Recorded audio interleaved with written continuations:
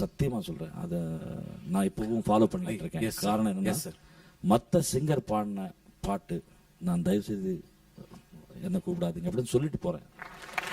நான் பாடணும்னா வேற ஆள் பாடுவாங்க அப்படின்றது தெரிஞ்சும் அட்லீஸ்ட் நம்ம பாடலன்ற ஒரு சந்தோஷம் நம்ம கூட இருக்கும். அது நானா இருந்தா அதுதானே. ஐயோ எவ்வளோ கஷ்டப்படுவோம் நம்ம. ஸோ எனக்கும் நடந்திருக்கு. பட் அதெல்லாம் வந்து நான் வந்து சீரியஸாக எடுக்கலை சார். என்ன நீங்கள் சொன்ன மாதிரி நம்ம ட்ராக் சிங்கிங் டைமில் நிறைய, அதாவது ட்ராக் சிங்கராக இருக்கும்போது நம்ம வாய்ஸை கூட வந்து கம்மி லெவலில் தான் வைப்பாங்க சார். இன்ஸ்ட்ருமெண்ட் இருக்கும், இன்ஸ்ட்ருமெண்ட் ரேஞ்சில் இருக்கும். ரிவர்ப் இருக்காது, ரிவர்ப் இருக்காது, எதுவுமே இருக்காது. ரொம்ப கஷ்டமாக இருக்கும், ஃப்ளாட்டாக இருக்கும். அதுக்கப்புறம் வந்து இந்த டைரக்டர் வந்து மெயின் சிங்கர் வந்து வாய்ஸ் டெப்த் இப்பதான் நம்ம டெப்த்னா அங்க இந்த அந்த ஃபேடர் ஏத்தினா டெப்த் வந்துடும். பட் ஏத்த மாட்டாங்க. நிறைய இருக்கு.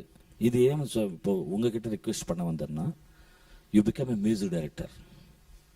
4 பேருக்கு வாழ்க்கையை நீங்க கொடுத்துருக்கீங்கன்றது எல்லோருக்கும் தெரியும். நிறைய சிங்கர்ஸை என்கரேஜ் பண்ணிட்டு இருக்கீங்க. அது மறைமுகமாக நீங்கள் செஞ்சால் கூட நிறைய பேர் வெளியே சொல்கிறாங்க.